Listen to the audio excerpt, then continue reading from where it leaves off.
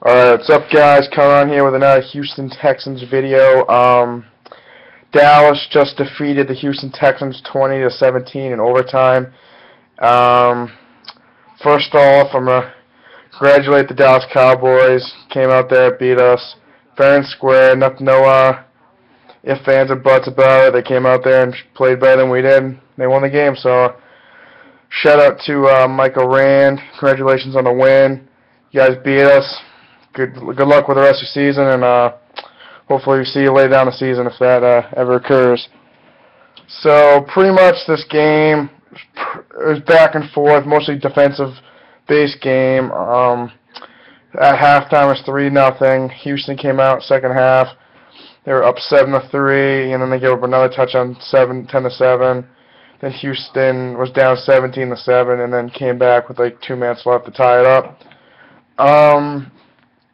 Then in overtime, they had one drive, and Dallas got the ball back and scored on they got all the way down there, but Dez Bryant made one hell of a catch to get them in field goal range, and Dan Bailey hit a field goal to beat us. So that's pretty much a recap of the scoring of the game. But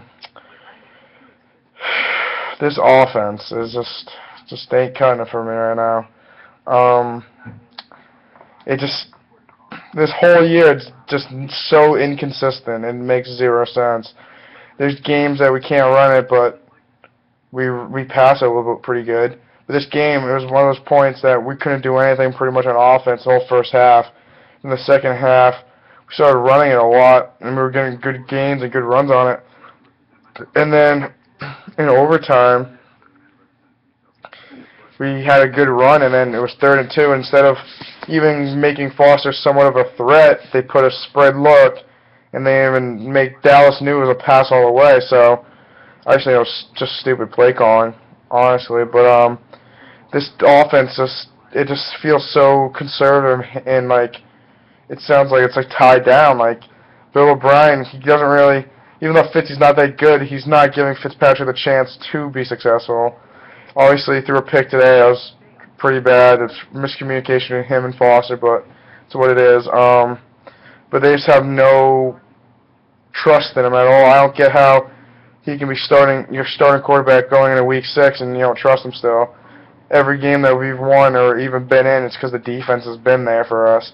The last game that we lost against the Giants was one of the games that we obviously got beat by more than 2 scores, but the Giants were getting possessions right in our own zone. This game, without the defense, we would have probably got killed. If our defense didn't play as good as they did, with how many injuries we have on defense right now, our secondary was pretty much all backups. Jonathan Joseph and Kareem Jackson got hurt this game. Swearinger got hurt this game. So we had Andre Hal, who's a 6th or 7th round pick from Vanderbilt this year.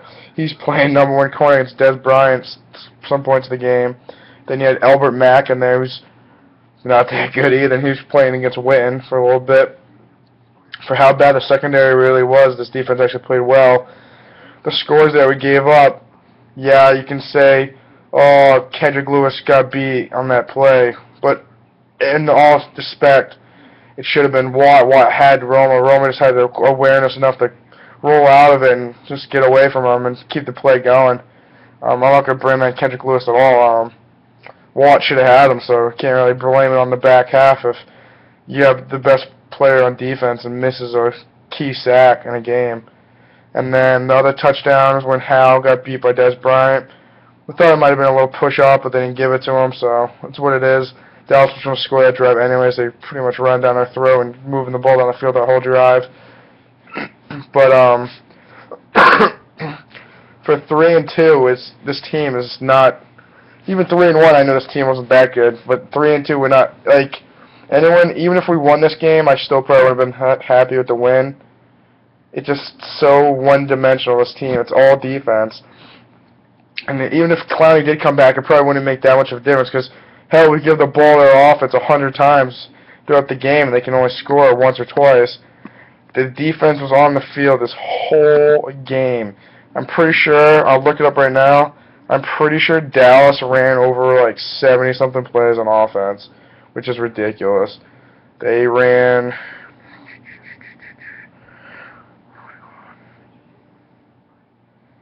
44. No, not 44.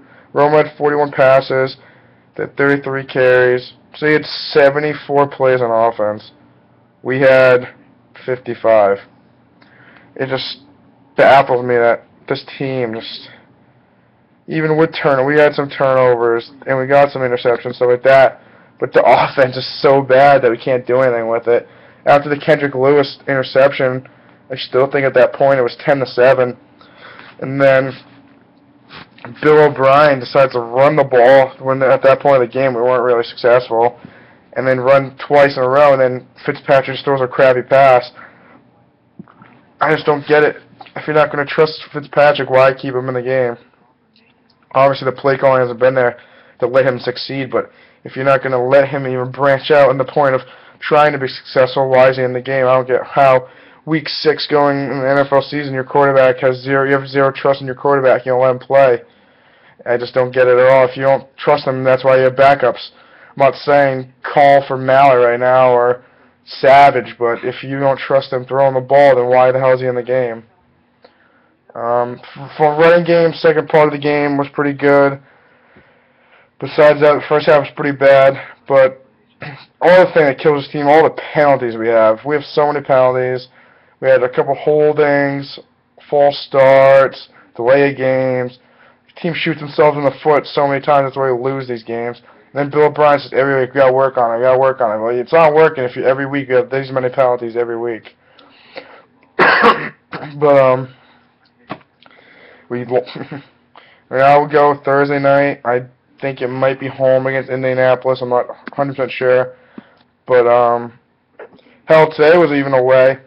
And they were saying that the Cowboys had to go under a silent count because they're so loud that all the Texan fans were there. So it's pretty nice that they're saying that it's pretty much a home game for the Texans, even though we're in Dallas. But that didn't really mean much anyways. But still, good shout out to all the crowd for Texan fans.